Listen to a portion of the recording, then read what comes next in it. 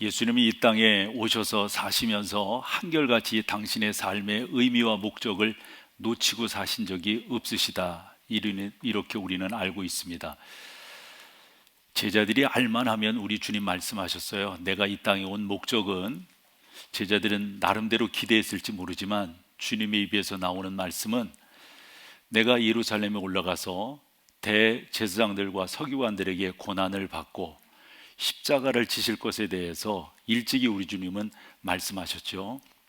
그렇듯이 우리 주님은 당신의 삶에서 조금도 목표를 흐트러지게, 또 그 방향성을 표리부동하게 한 적이 한 번도 없으시다, 이렇게 볼 수가 있습니다.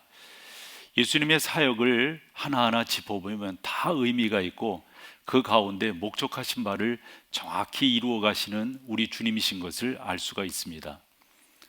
오늘 본문으로 같이 읽었어야 되지만 읽지 않은 4장 4절 말씀을 여러분과 같이 보면서 주님이 얼마나 목표에 분명하셨는가 하는 것을 살펴보기를 원합니다.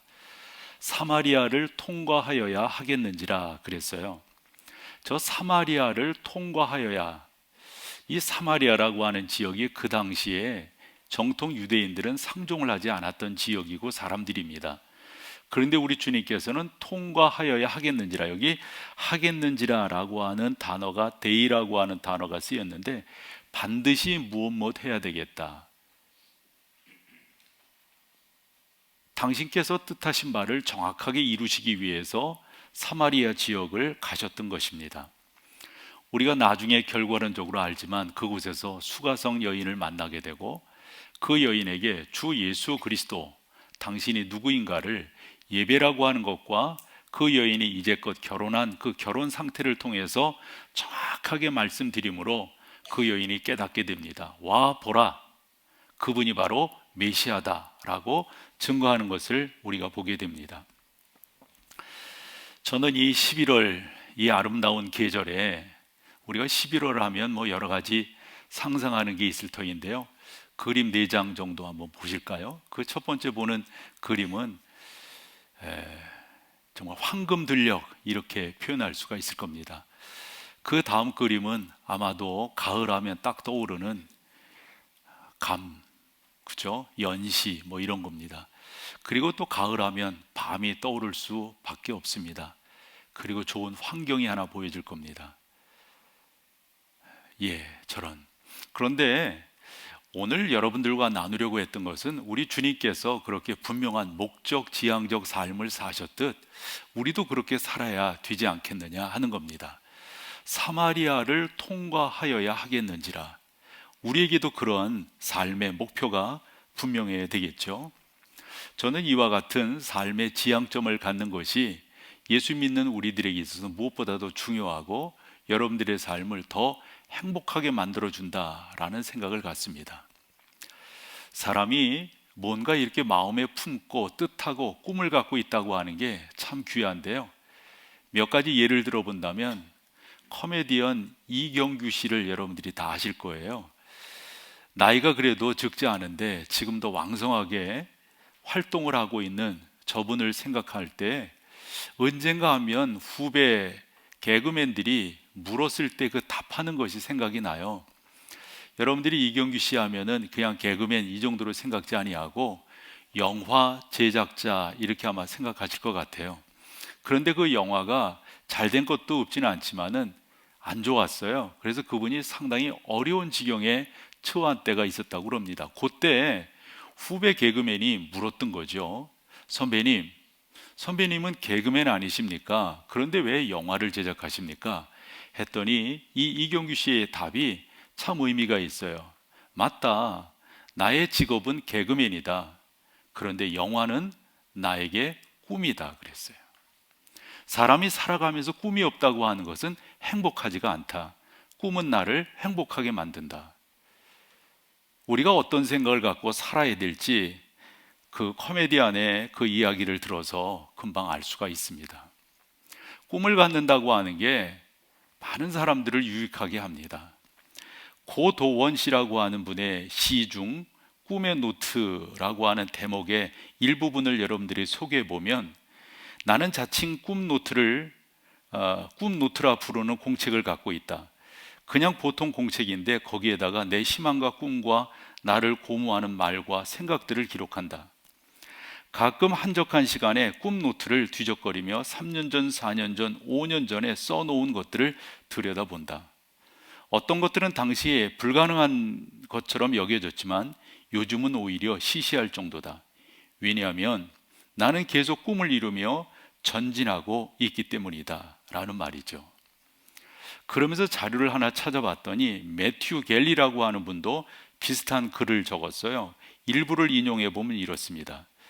저 먼 우주 공간을 나는 우주선도 맨 처음 누군가의 작은 꿈 노트에서 시작되었음이 분명합니다. 꿈 노트는 위대한 위대한 미래를 설계하는 밑그림입니다. 설계되면 없는 건물을 상상할 수 없듯 인생도 밑그림이 중요합니다. 꿈 노트는 미래의 문을 여는 열쇠입니다. 이 꿈이라고 하는 게 다르게 표현한다면 어떤 목표를 갖고 살아가느냐, 나는 어떠한 뜻을 갖고 오늘이라고 하는 시간을 보내고 있느냐. 예수님은 분명하셨어요. 사마리아를 통과하여야 하겠는지라. 사랑하는 여러분, 저는 이 가을, 이 11월 열매를 생각하고 풍성한 것들을 생각하고 다음 주일이면 추수감사주의를 보내게 되는 우리들인데, 목사인 저는 여러분들에게 어떠한 열매를, 어떠한 꿈을 갖고 계신가, 이 질문을 던져보고 있습니다. 적어도 우리는 살아가면서 이러한 지향점을 가져야 된다라고 목사로서 여러분들에게 수차례 말씀을 드렸습니다. 여러분들이 뭔가 지향점을 가질 때는 세상에서 없어질 것이 여러분들의 목표가 되어서는 안 되고 영원한 것에 여러분들이 목표를 두셔야 됩니다. 무엇이 여러분들을 영원하게 만든 것입니까? 영원한 가치에 여러분들이 투자하셔야 됩니다 라는 말씀을 너무도 많이 드렸던 것으로 기억이 됩니다. 우리 주님도 말씀하셨어요. 세상에 너의 재물을 쌓지 말아라. 하늘나라에 너의 재물을 쌓아라. 세상의 것은 없어진다는 거거든요. 단순하다는 거거든요. 기간이 분명하다는 거거든요. 하지만 하늘나라는 어떻단 말입니까?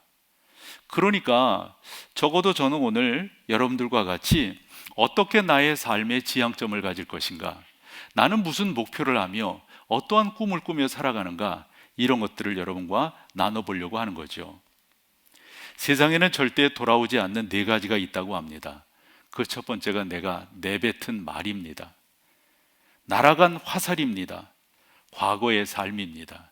네 번째가 의미가 있어서 이 말씀을 드리는 거예요. 무가치한 계획이에요. 그냥 사는 거지 뭐. 예배도 마찬가지 아닐까요? 그냥 나와서 예배하는 거지. 죄송하지만 이와 같은 삶이 과연 우리 가운데 있다면 얼마나 무익한 것이 되겠습니까? 우리 주님은 정확한 삶의 지향점을 가지셨고 정확하게 당신의 삶을 이루어 가셨던 것을 볼 수가 있습니다. 우리도 일반적으로 이런 표현을 하죠. 저 사람은 믿음직함해. 저 사람은 믿을만해. 이런 말들을 합니다. 하나님께서 우리를 바라보실 때 믿음직할까요? 믿을만할까요? 어떤 사람이 믿음직한 걸까요? 어떤 사람을 믿을만하다고 할 수 있을까요? 저는 지향점이라고 생각합니다. 나는 무엇을 향해 달려가고 있는가 말이죠. 31절부터 진행되는 말씀을 보면 이제 제자들이 아마 저녁쯤 되었던 것 같아요. 그곳이 아마도 이렇게 좀 동네가 아니었고 아마 위쪽이었던 것 같죠. 그래서 제자들이 동네로 내려가서 먹을 것을 준비하러 갔을 때 그때 예수님께서 이 수가성 여인을 만나게 됩니다.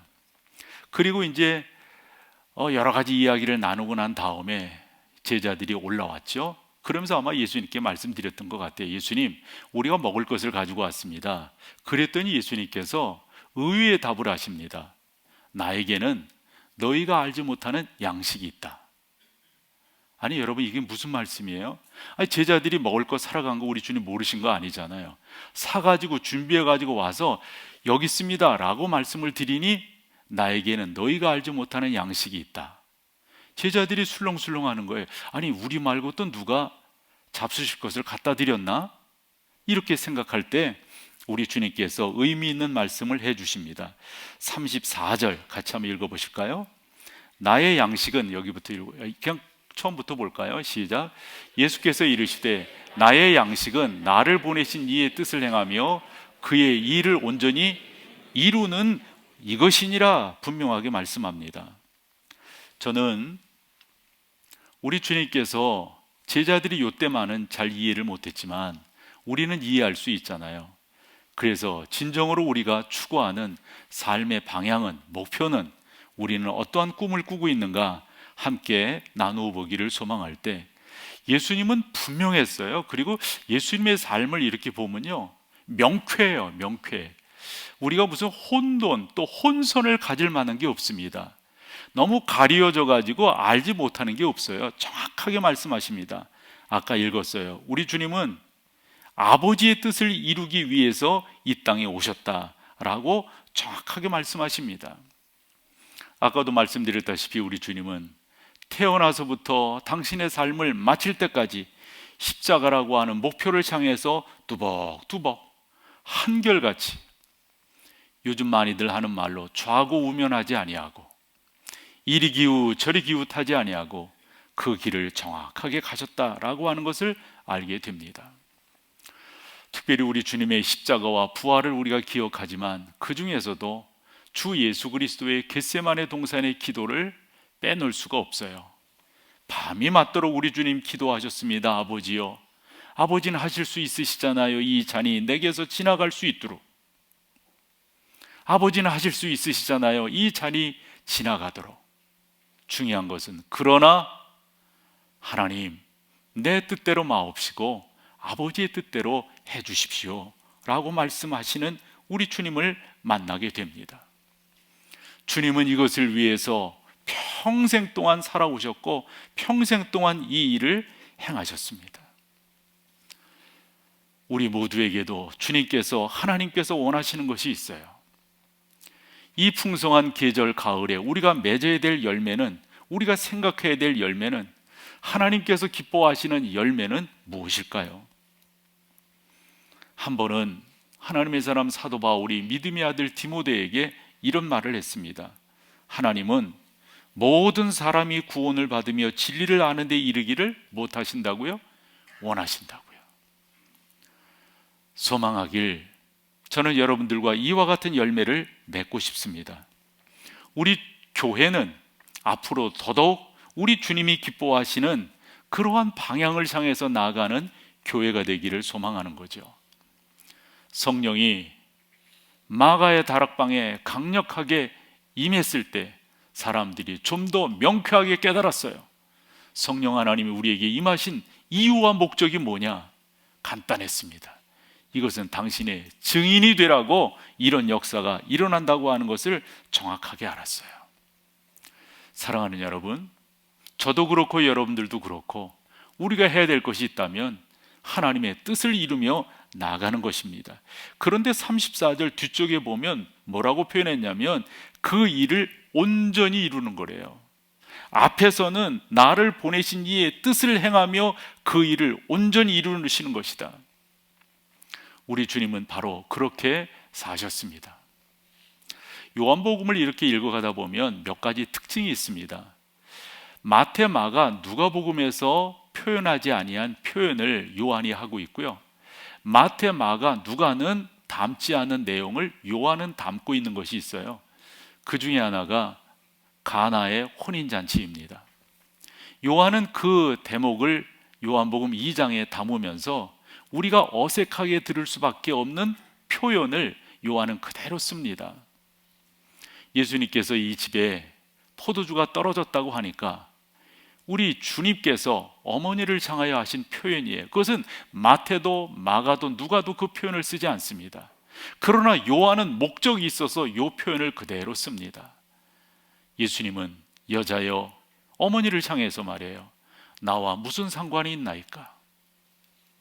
요한은 분명히 목적이 있어서 이 표현을 쓰는 거예요. 그러니까 간단하게 설명하면, 어머니, 제가 여기서 포도주를 만들고 뭐하고 그런다고 그래가지고 이 사람들이 나를 알아주는 게 아니에요. 알아보는 게 아니에요. 인정하는 게 아니에요. 이게 요한복음 2장의 궁극적인 의미입니다.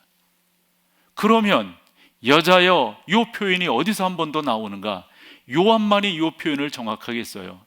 요한복음 19장에서 예수님이 십자가에 달리셨을 때 그 십자가에 달리신 상태에서 예수님께서 밑에서 울고 계신 어머니를 향하여 뭐라고 말씀하십니까? 문맥으로 본다면 이게 어색하기 그지없어요. 무슨 아들이 이런 식으로 말을 하냐? 뭐라고 말했다는 거죠? 여자여, 아들이니이다. 아니, 지금 아들인지 몰라서 지금 그런 얘기를 하는 거예요? 그러나 이와 같은 내용을 요한이라고 하는 저자가 담아서 우리 가운데 주려고 하는 핵심은 뭐냐? 예수님께서 그저 나는 이 땅에 기적이나 베풀고 그래서 사람들의 관심이나 끌고 사람들이 와 대단한 사람 나타났다 이렇게 호응을 얻으려고 나는 이 땅에 온 것이 아닙니다. 십자가상에서 피를 흘리시면서 이제 생명이 촌각을 다툴 때 우리 주님 말씀하셨어요. 여자여, 어머니, 아들이에요. 나는 이것을 위해서 왔어요 라고 말이죠. 우리 주님의 삶은 정확하셨어요. 조금도 부족함이 없으셨습니다. 우리가 흔히 가상 7원이라고 하는 십자가상에서의 우리 주님의 7마디가 있잖아요. 그중 6번째 마디가 무엇입니까? 다 이루었다입니다. 우리 주님은 끝까지 당신의 삶을 정확한 목표를 두고 뚜벅뚜벅 그 길을 걸어가셨다고 하는 것을 우리는 알게 됩니다. 그런 주님의 삶 속에 주님의 공생의 3년을 이렇게 뒤돌아볼 때 우리 주님이 가장 관심 가지셨던 것이 뭔가?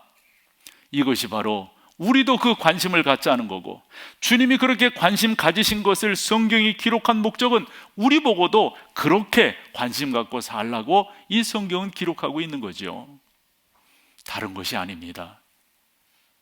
영혼 구원함의 열매를 맺어야 된다.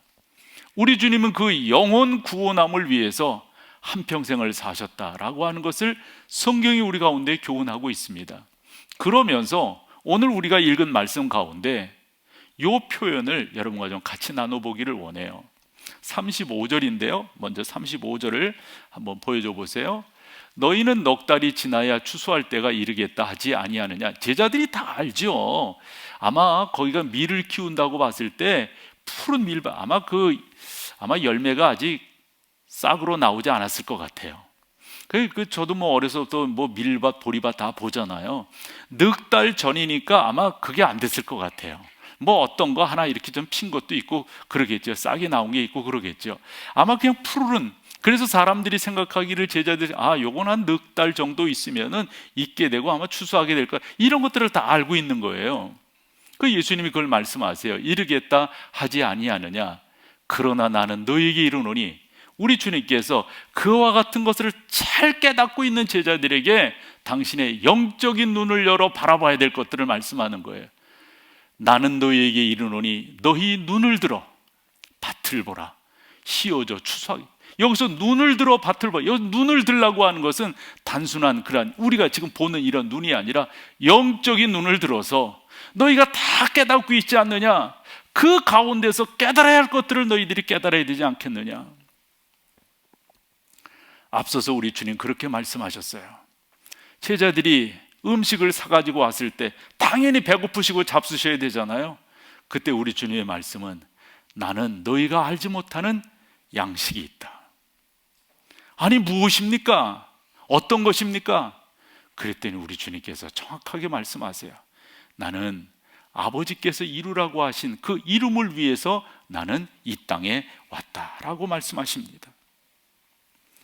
그러므로 우리가 정확하게 깨닫고 정확하게 인식하고 알아야 될 것은 우리 가운데 영적으로 바라봐야 될 것들은 뭐고, 제자들은 육신의 배고픔은 그렇게 정확하게 알았는데 영적인 배고픔이 그들에겐 없었단 말씀이죠.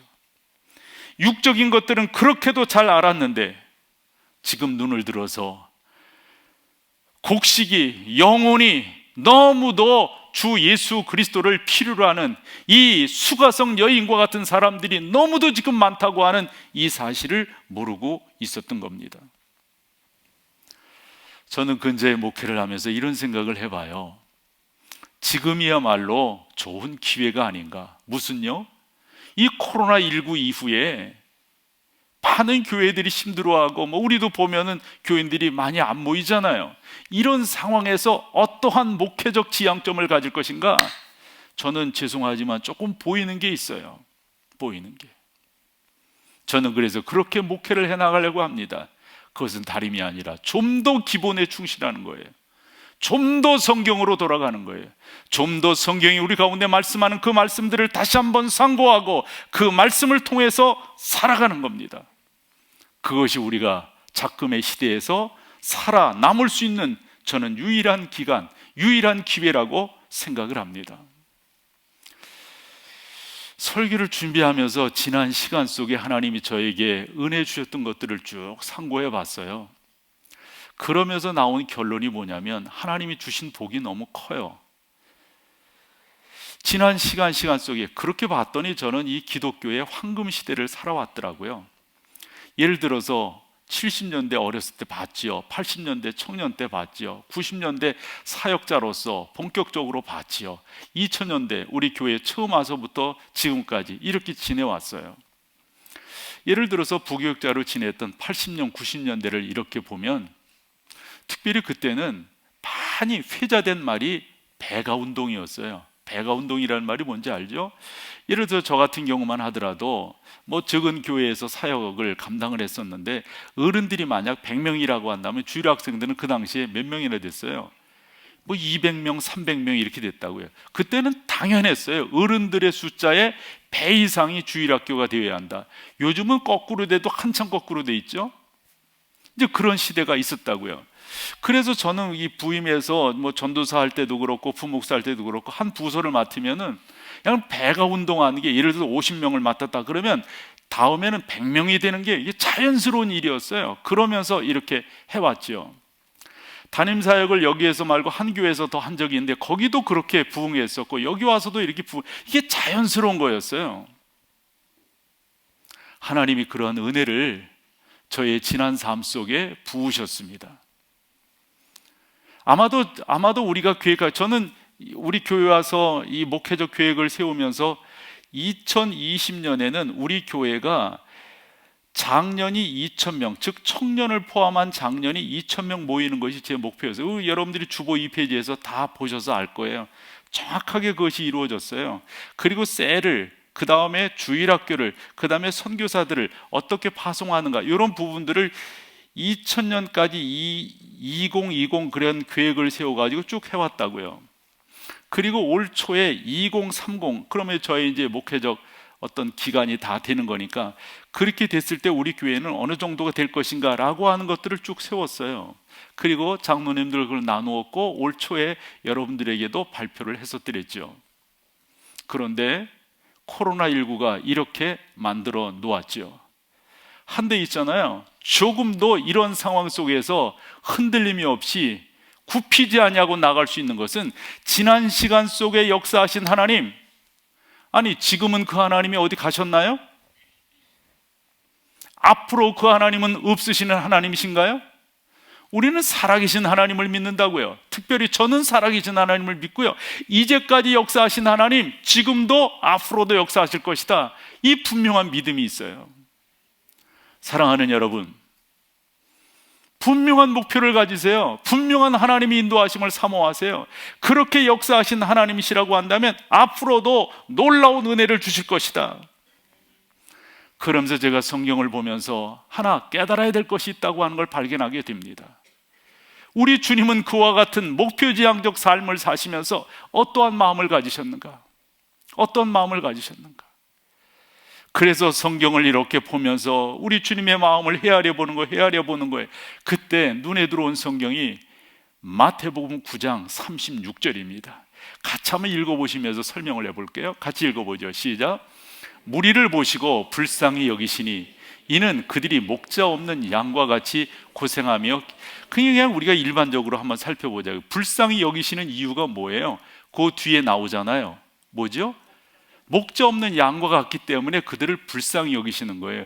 그런데 목자 없는 양의 형편이 어떻습니까? 두 가지로 표현합니다. 뒤에 보면 뭐죠? 고생하고 기진한다는 거예요. 그런데 있잖아요, 요 말씀 속에 우리 주님의 마음이 엄청나게 들어가 있고 드러나 있어요. 그게 뭐냐면 불쌍히 여기시는 거예요. 불쌍히 여기시는 거. 저 불쌍히 여기신다고 하는 말의 의미는 동정한다는 말이거든요. 예를 들어 배고픈 사람을 배고프시군요. 배고프시겠다. 추운 사람을 보면 추우시겠군요. 아픈 사람 얼마나 아프세요? 이렇게 동정한다는 말이에요. 그런데 그 정도의 의미가 아닌 거예요. 저기서 불쌍히 여긴다라고 하는 이 단어는 마음속 깊이 동정한다는 거예요. 그냥 단순하게 그러시군요, 이게 아니에요. 깊이 마음속으로 동정하는 거예요. 뭐를요? 목자 없는 양 같다고 하는 이 백성들을. 그런데 여기서 우리가 이해할 것은 양이라고 하는 특성이에요. 특성. 양은 자기 방어 기제가 전무합니다. 예를 들어서 뿔이 있습니까? 이빨이 있습니까? 달리기를 잘합니까? 죄송하지만 눈도 안 좋대요. 어디로 갈지 몰라요. 방어할 수가 없어요. 양은 죽음 앞에서도 가만히 있다고 그래요. 그래서 털 깎는 자 앞에 온순한 양, 이런 식의 표현을 한다고요. 그 양을 여러분 가만히 생각해 보세요. 방어 기제가 아무것도 없어요. 그런데 사나운 짐승이, 예를 들어서 늑대가 공격을 한다고 생각해 보세요. 어떻게 공격할까요? 물어 뜯고 찢고 할 것입니다. 그 단어가 거기서 고생하며 라고 하는 단어예요. 스콜로라고 하는 단어가 쓰였는데요, 이 단어에 담고 있는 어근적 의미들을 세 개로 찾아본다면, 하나는 껍질 또는 가죽을 벗긴다는 거예요. 껍질 또는 가죽을, 여러분, 양의 껍질 가죽을 벗기면 어떻게 되는 거예요? 그 다음에 또 하나의 의미는 뭐냐면 무엇을 찢는다. 그리고 또 하나의 의미는 무엇을 난도질한다. 사나운 짐승이 양을 잡아먹을 때 풍성하게 상상해낼 수 있는 껍질을 벗기는 것, 찢는 것, 무엇을 난도질하는 것, 충분히 상상할 수 있잖아요. 이 야생의 세계라고 하는 게 참 무섭더군요. 한 번은 그 내셔널 지오그래픽 그 필름을 하나 이렇게 보는데, 그 북극에 곰이 있잖아요. 북극곰, 하얀색. 그 북극곰의 주된 주식이라고 말해야죠. 양식. 먹잇감이 뭐예요? 물범이라는 거예요. 이 물범은 그 나와가지고 숨쉬다 그걸 쏙 들어가는데, 이 곰이 말이에요. 그 물범을 잡는 게 후각, 촉각, 그리고 그 힘을 이용해 가지고 잡는데, 그걸 잡았어요. 이 사른 놈을 끌고 올라오는 거예요. 그 얼음 위로 끌고 올라와서, 참 이 야생이라고 하는 게, 이 곰이 제일 좋아하는 게 이제 그 지방층이잖아요. 그럼 이 물범 같은 경우는 그 껍질에 그 지방층이 있단 말이에요.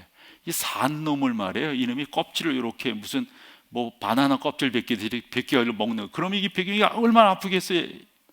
이놈이 이렇게 또 쳐다보고 조용히. 야생이라고 하는 게, 양을 만약 늑대가 잡아서 한다면 어찌하겠어요? 얼마나 무르찢고, 이 짐승이라고 하는 것은 물은다면 흔들잖아요. 찢으려고. 우리 주님이 그 당시에 백성들을 그렇게 보신 거예요. 그 뒤 단어도 의미가 있어요. 기진함이라고 하는 이 단어가 그렇게 찢기고 그렇게 벗겨지고 그렇게 난도질한 상태에서 기운이 쭉 빠진 것, 이게 여러분 기진함이에요. 아무런 방어하지 못하고 기운이 쭉 빠진 것. 그러면 다시금 역으로 봐서 누가 그렇다는 겁니까? 이 백성이. 왜? 목자가 없는 양과 같아서. 그런 상황을 우리 주님께서 충분히 묵상하시면서 이걸 보는 거예요. 저는 한 번 더 결심을 했어요. 나의 남은 목회 기간 동안 내가 신경 써야 될 게 뭔가? 사랑하는 성도들을 주의 말씀으로 더더욱 하나님 앞에 잘 세워나가는 것, 그리고 여러분들을 통하여 또 예수 그리스도를 모르는 사람들이 주님의 은혜 가운데 주님의 사람들로 세워지게끔 하는 것, 이 제자화 운동을 앞으로 더더욱 해야 되겠구나. 그래서 여러분들이 맺으셔야 될 열매를 좀 더 구체적으로 몇 가지만 제시해 보면, 여러분들이 하셔야 될 것은 자꾸 영생에 관심이 있으셔야 돼. 영원한 것에 관심이 있으셔야 돼. 아직도 그것을 모르는 사람들 그 가운데로 인도하셔야 돼. 여러분 한번 36절 한번 봐보세요. 36절에 보면 그 중간에 뭐라고 되어 있냐면, 영생에 이르는 열매를 모으나니 그랬어요. 영생에 이르는 열매, 저 이른다라고 하는 저 단어가 문맥으로 보면 본문이 가지고 있는 것을 충분하게 설명할 수 있을까 싶어요. 저 이른다라고, 영생 안으로 이끌어가는 열매를 맺어라 이거예요. 여러분들이 알고 있는 사람들이 주 예수 그리스도, 그분이 어떤 분인가 하는 것들을 충분히 알아가는, 여러분, 그러면 하나님께서 우리 가운데 은혜를 주시는데요, 저는 크게 두 가지 은혜를 주신다라고 믿어요. 그것이 14절에 나옵니다.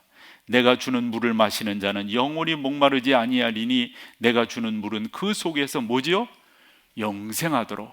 요 말을 수가성 여인에게 해준 거예요.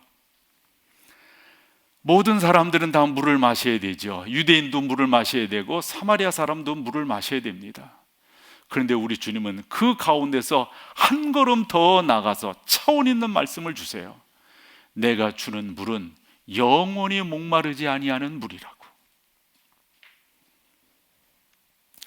저도 이제 이렇게 겨울철이 되면 이 온풍기가 돌아가니까 되게 건조해요. 새벽 시간도 그렇고 지금 시간도 그렇고.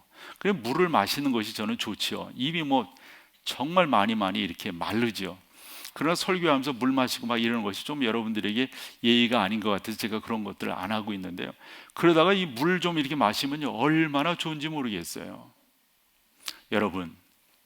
여러분들에게 이 생수는 어떠한 의미로 다가가시나요? 저는 늘상 궁금하고요, 그걸 더 경험하고 싶고요, 더 경험하고 싶어요. 내가 주는 것은 세상이 주는 것과 다르다. 그냥 물 마시는 것도 좋지만 영원히 목마르지 아니하는 물, 어느 정도 그 맛을 알지요. 그러나 그 맛을 더 깊이 알고 싶고 더 깊이 알고 싶은 거죠. 여러분들이 하나님의 사람들을, 또한 주 예수를 모르는 사람들을 그렇게 영생 안으로 이끌어가는 열매를 맺으면 우리 하나님께서 여러분들에게 이런 은혜를 주실 거예요. 또 하나 어떤 은혜를 주시냐면 36절이에요. 36절 한번 더 보여줘 보세요. 거기에 보면 거두는 자가 이미 삭도 받고 영생에 이르는 열매를 모으나니, 그 다음이 중요합니다. 이는 뿌리는 자와 거두는 자가 어찌한다고요? 함께 즐거워한다. 함께 즐거워하는 복을 받게 될 거예요. 우리가 다 신앙생활을 하면서 경험하게 되는 것들인데요, 우리 주님이 나의 편이 되셔서 나의 위로자가 되시고 나와 함께 거하신다고 하는 이 은혜들이 우리 가운데 있잖아요. 이거를 더 풍성하게 여러분들이 누리시게 될 줄로 믿습니다. 요즘 목회자들에게 아마 제가 보기에는 가장 각광을 받고 있지 않을까 싶은데요, 맥스 루케이도라고 하는 목사님이 계세요. 이분의 목회적 어떤 방식들이 우리나라에도 많이 소개되는데 저는 조금 시차가 필요하다 좀 생각하는데, 아마 제 다음 세대 때 이런 어떤 관계들이 잘 이루어지면 좋으리라고 봐요. 근데 이분이 여러 말씀을 하셨는데 그 중에 두 가지 중요한 말씀을 여러분들이 소개하면서 같이 은혜를 나누고자 하는데요, 한번 보여주셔서 같이 한번 읽어보실까요? 이 내용이에요. 같이 읽어보세요. 시작. 오직 우리의 생애는 금방 지나가나니 그리스도를 위해 행한 일만이 뭐라고요? 그냥 우리 일반적인 것은 그냥 지나가요. 뭐만이 영원한 거라고요? 주님을 위한 일만이 영원한 거라고요. 근데 우리가 다 성령의 사람이기 때문에 이런 말들이 그냥 들어오잖아요. 맞다, 이렇게 살아야지, 이렇게 살아야지. 그러면서 이분이 이런 말을 했어요. 다른 그 하나님의 사람들이 한 말을 이것은 인용한 건데요, 이런 표현이죠. 우리가 주님의 일을 하면 주님은 우리를 위해 일하신다. 우리가 주님의 일을 하면 주님은 우리를 위해 일하신다. 여러분, 저는 그래서 늘상 강조하는 게 있잖아요. 마태복음 6장 33절, 먼저에 먼저 그의 나라와 그의 의를 구하면 주님이 일해 주시는 거예요. 뭐를요? 이 모든 것을 너희에게 더하시리라. 그런데요, 우리 하나님은 정확하세요. 제가 많은 것들을 몰라서 여러분들이 이렇게 풍성하게 전하지 못하는 아쉬움이 있지만 분명하세요. 우리 주님은요. 그리고 지난 시간 속에 우리 하나님께서 함께 하신 이런 은혜들이 얼마나 귀한지 몰라요. 청년이었을 때 이 찬양 많이 했어요. 나의 가는 길 주님 인도하시네. 그는 보이지 않아도 날 위해 일하시네. 주 나의 인도자 항상 함께 하시네. 사랑과 힘 내게 베풀어 주시고 인도하시네. 광야의 길을 만드시고 날 인도해 사막의 강 만드신 것 그것을 봐라. 우리 하나님께서 우리를 이렇게 인도하신다고요. 그 하나님은 바로 우리의 하나님이시니까 말이죠. 사랑하는 여러분, 여러분들이 거두는 열매를 또한 만끽하게 될 것입니다.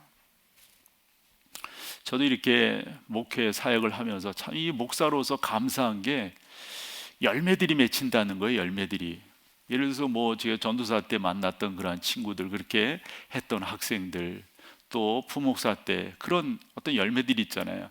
먼저 교회, 그리고 우리 교회에서 이런 사역을 통해서 여러분들을 만나고 여러분 안에서, 그리고 적게나마 방송 사역을 하면서 한 번, 몇 년 전에 한 번은 깜짝 놀랐는데 어느 분이 와서 인사를 하시는 거예요. 그러면서 당신은 지금 영국 살고 있는데 당신이 영국에서 제 설교를 계속해서 들었노라고, 한국에 가면 꼭 만나보고 싶다고.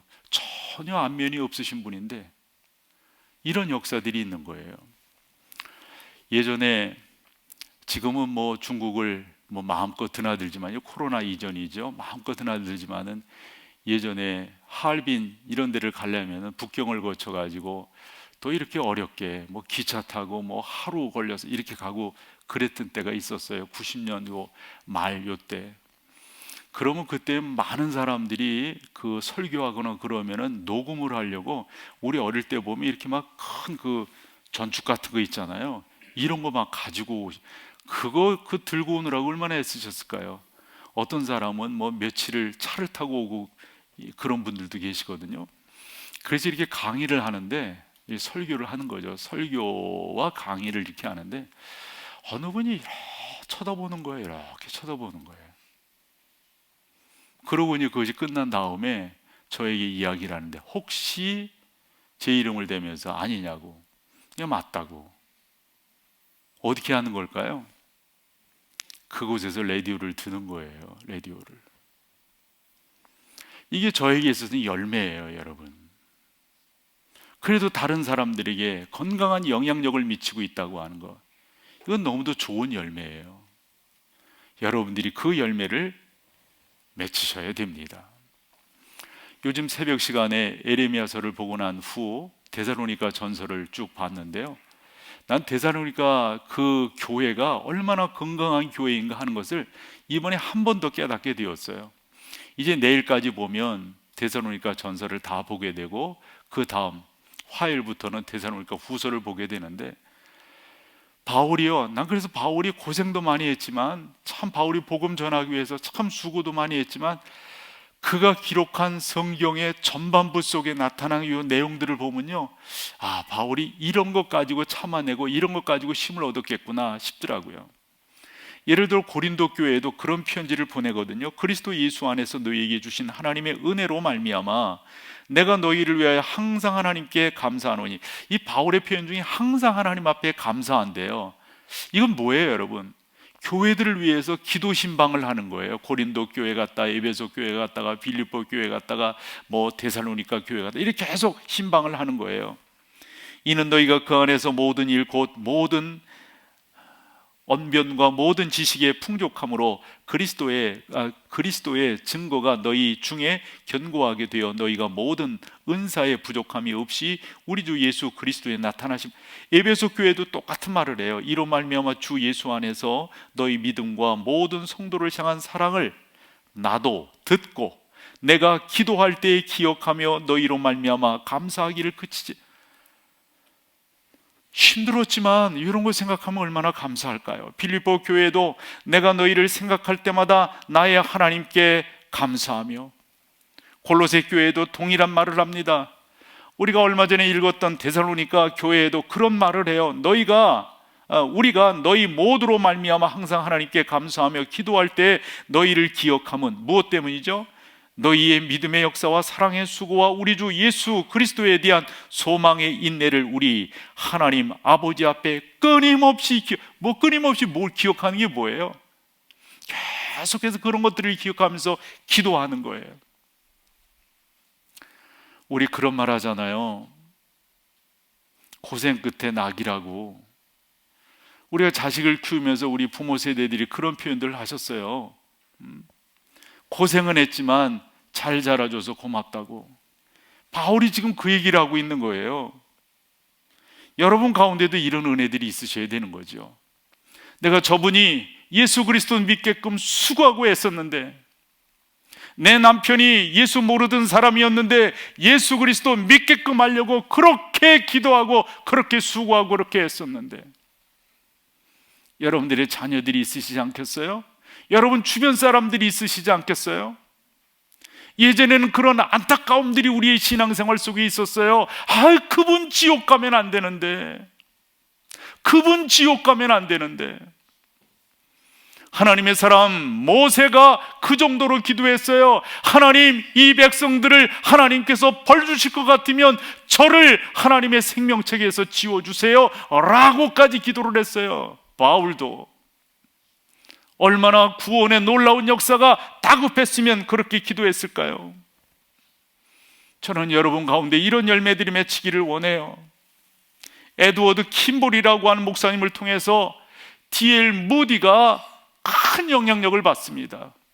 이 D.L. 무디 참 놀라운 역사를 이룬 사람이에요. 이 D.L. 무디의 그런 자료들을 보면요, 그때 성령의 역사가 얼마나 강력하게 일어났는지, 성령이 나를 막 흔드시는데, 나를 깨우시는데, 어떤 사람은 너무 두렵고 막 그래가지고 교회당 기둥을 붙들었다는 거 아니에요.